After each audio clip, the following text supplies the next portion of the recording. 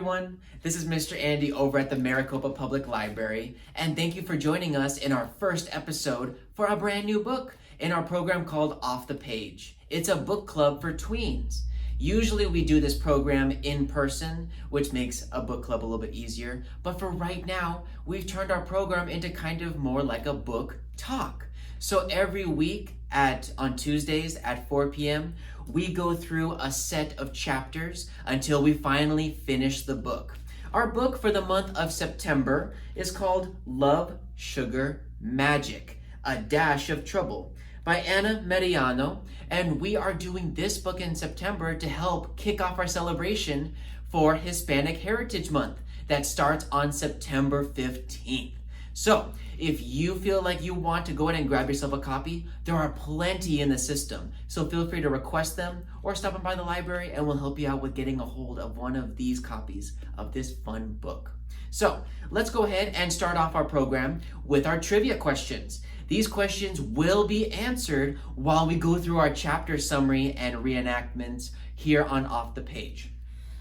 So, let's start off with our chapter questions because we are going over the chapters 1 through 6. So let's start at the beginning with question 1. Where does Leo and her family live? Number 2. How many sisters does Leo have? Oh, I guess she has sisters. We're going to have to find out when we do our chapter summaries. What is Leo's favorite holiday? Holiday, that sounds like a lot of fun. And who is Leo's best friend? Oh, keep on the lookout for a best friend. And our final question that'll be answered in our summaries is, why does Leo think something is wrong and her family is keeping secrets? Secrets. This book already sounds like a lot of fun.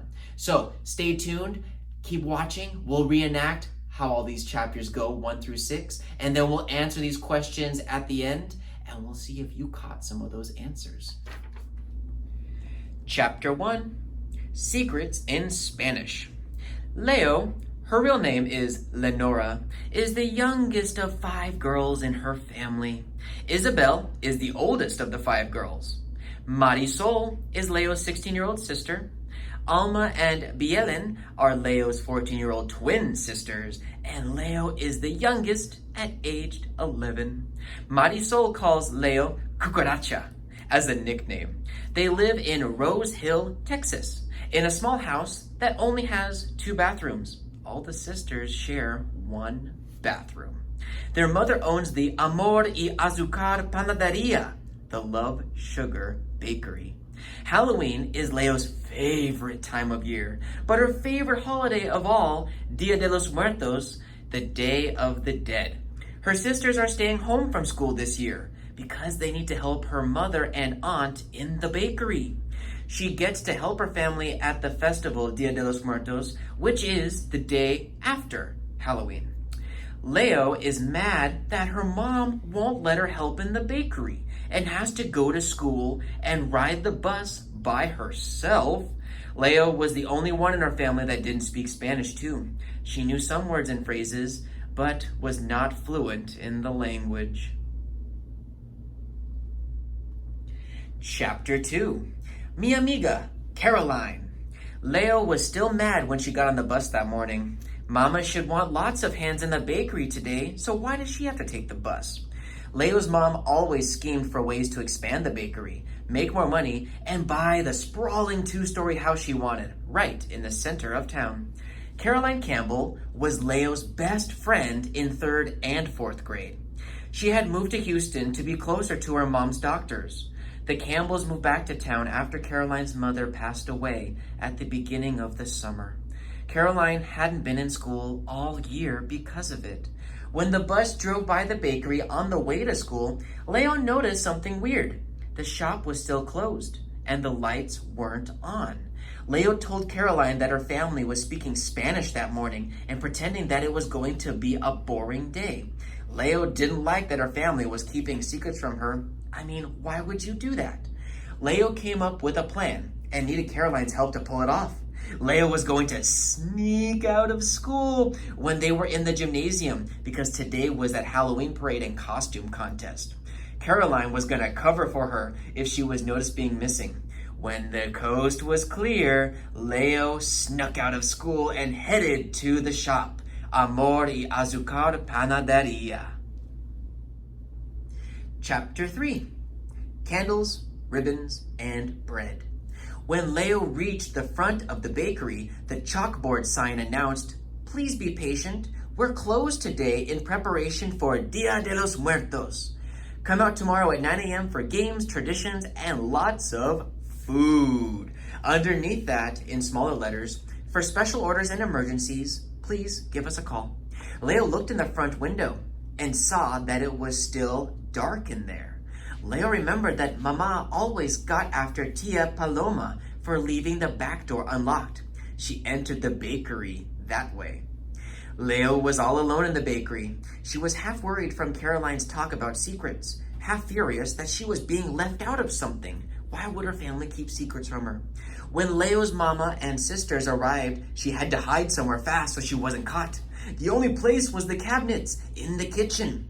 Leo squeezed in between two huge sacks of flour and shut herself in.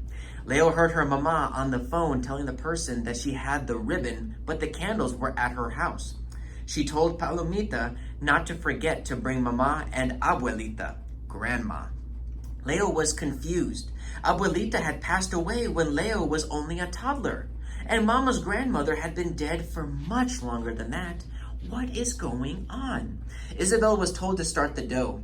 The others needed to set the table, while Tia Paloma put on some fun music.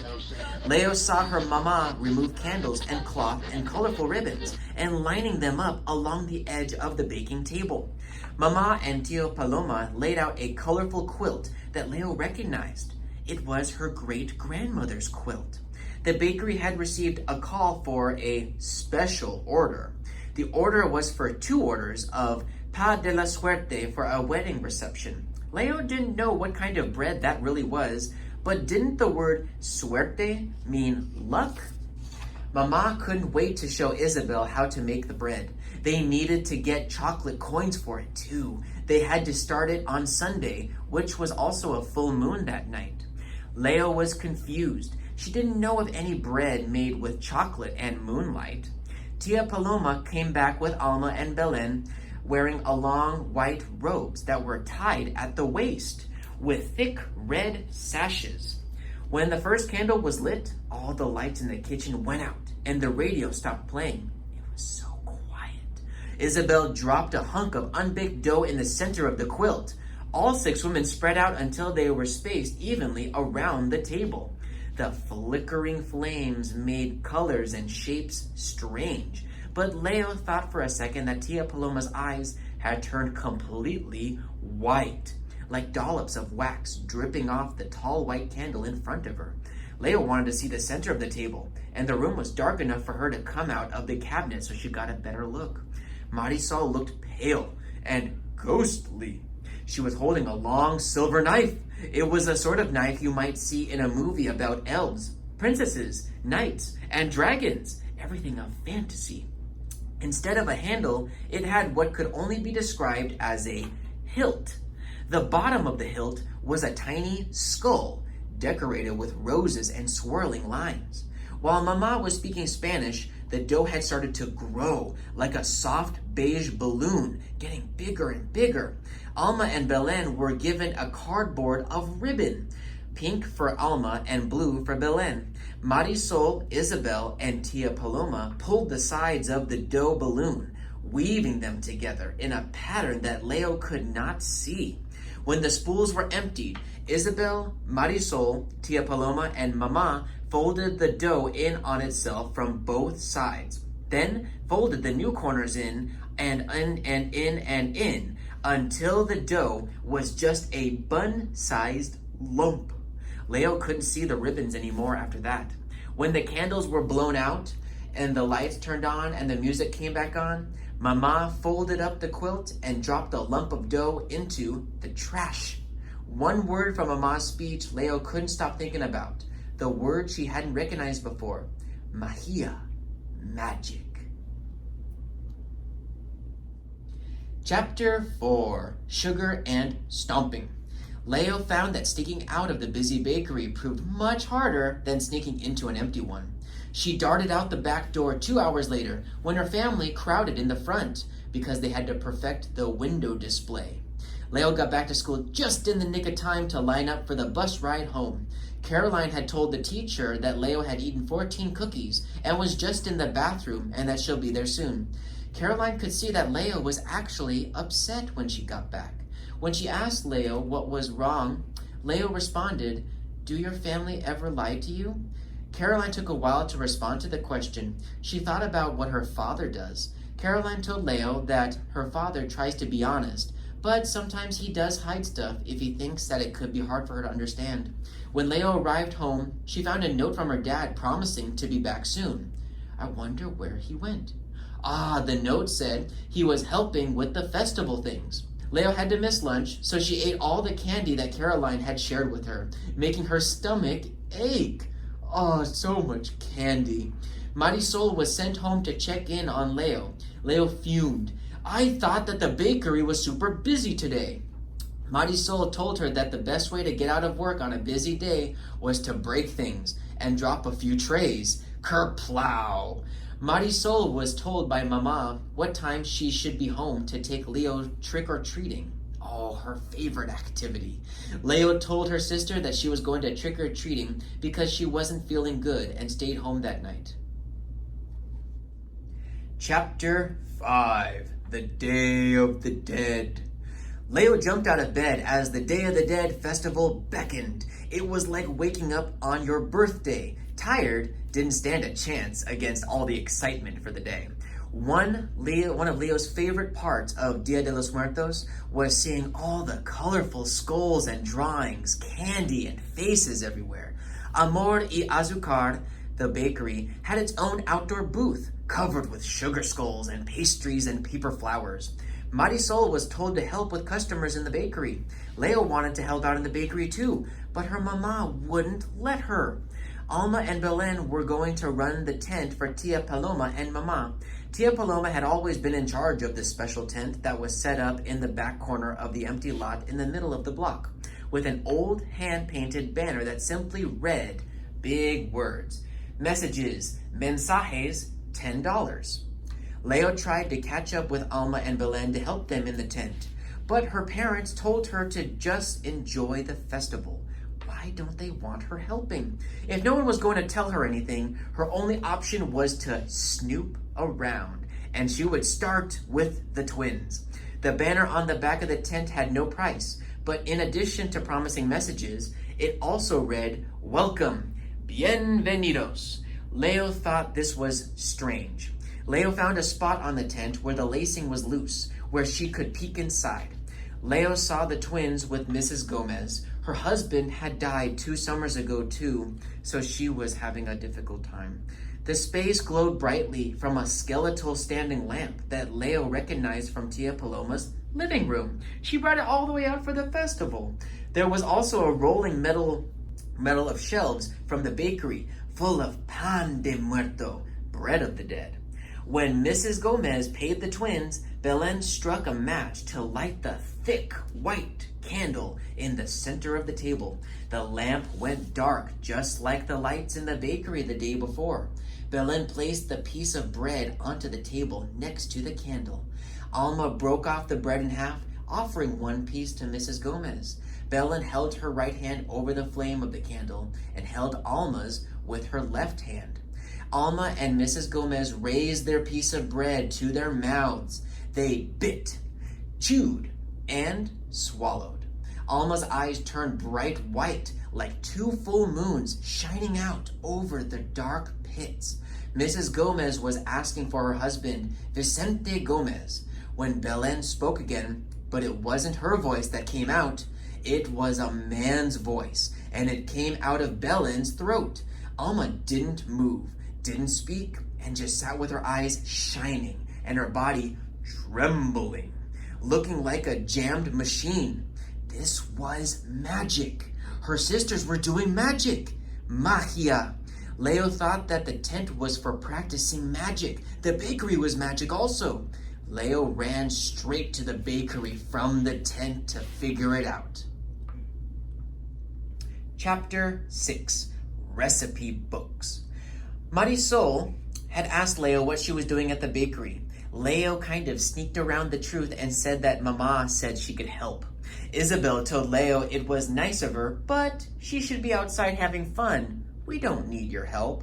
Leo told them, fine, that she would see if Alma and Belen needed anything. Isabel and Tia Paloma stopped frozen.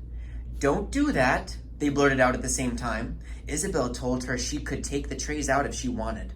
In the back of the bakery, there were rows upon rows and rows of trays ready for baking in a line across the counter. And the timer on the oven showed that Leo had 10 more minutes before this batch of cookies was done.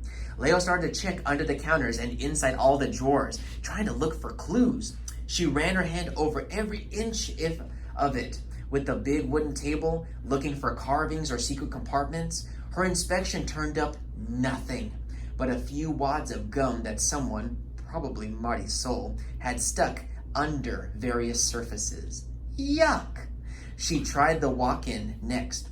It was too cold to spend much time in the refrigerated pantry, and Leo was always afraid of the heavy metal door slamming on her and trapping her inside. She poked her head and looked around for anything suspicious, but she saw nothing. Leo checked the big cabinets next. One of the cabinets did have a bag of chocolate coins, next to a bundle of dried plants she didn't recognize, and a collection of half-burned candles in all shapes and sizes. But those hardly counted as any kind of proof. Leo knew that her family was keeping secrets, big secrets, and there had to be proof of it somewhere in the bakery. The one place that Leo wasn't allowed to run, explore, or poke around was in the office. In the office, there were 2 desks, 2 mismatched filing cabinets, and an ancient computer. Leo searched the bookshelf that was behind the door, and on the bottom of the shelf, she noticed that one book leaned diagonally to fit on the shelf, tall and thick with a cover of faded red leather. As soon as Leo saw it, she had to touch it. The spine was cracked and blank, and there was no title on the front cover. When Leo opened the first dusty page, where she read in what looked like handwritten cursive, Recetas de amor, azúcar y magia, recipes of love, sugar, and magic. Leo pushed the office door shut with her back and started to turn the pages of the book. Isabel found Leo in the office with the book. She'd been caught. Leo felt frozen in place, and her mind flashed through several thoughts. Mama could be furious if she found out I was in here, which meant that Mama couldn't find out. And so Leo needed Isabel on her side to cover it up. Leo wanted to know what was going on. Isabel assured her that she didn't have to worry about anything right now. Leo pleaded with Isabel, please, please tell me. This isn't fair that you're keeping secrets. Isabel was not promising anything, but if Leo wanted her to keep her secret, Leo would have to tell Isabel what she knew so far. Oh, wasn't that a lot of fun? All those chapters, 1 through 6 today, for Love, Sugar, Magic, a Dash of Trouble. So as you heard and read about, Leo and Caroline devised a plan to try and find out why Leo's family is keeping all these secrets. And it turns out that there is magic involved. And we'll find out next week with some more chapters on what some of this magic is really doing and why is it tied to the Day of the Dead, Dia de los Muertos. But before you head out, let's see if you found out some of the answers to those questions that we posed at the very beginning. Remember that first question was, where does Leo and her family live? Do you remember? They live in Texas, Rose Hill, Texas. The next question, how many sisters does Leo have? Let's see. Let's count them out. Let's see, we have Isabel, Marisol, and Belen, and another twin, a twin of Belen's. She has 4 sisters. What is Leo's favorite holiday? Not Halloween. The Day of the Dead, Dia de los Muertos. The next question was, who is Leo's best friend? Do you remember her name? Caroline. Very good. And finally, why does Leo think something is wrong and her family is keeping secrets? What gave her that idea that something was wrong? Well, if you remember, she didn't like to go to school by herself on the bus. It was because they were speaking in Spanish, which Leo doesn't speak a lot of Spanish, and saying she would be bored and no one is at the bakery and has to be on the bus all by herself. Very good. So, thank you so much for tuning in for this first episode of our brand new book for this month, Love, Sugar, Magic by Anna Mariana. Feel free to grab a copy of this, and we'll see you each week as we go through more chapters. See you next time. Bye.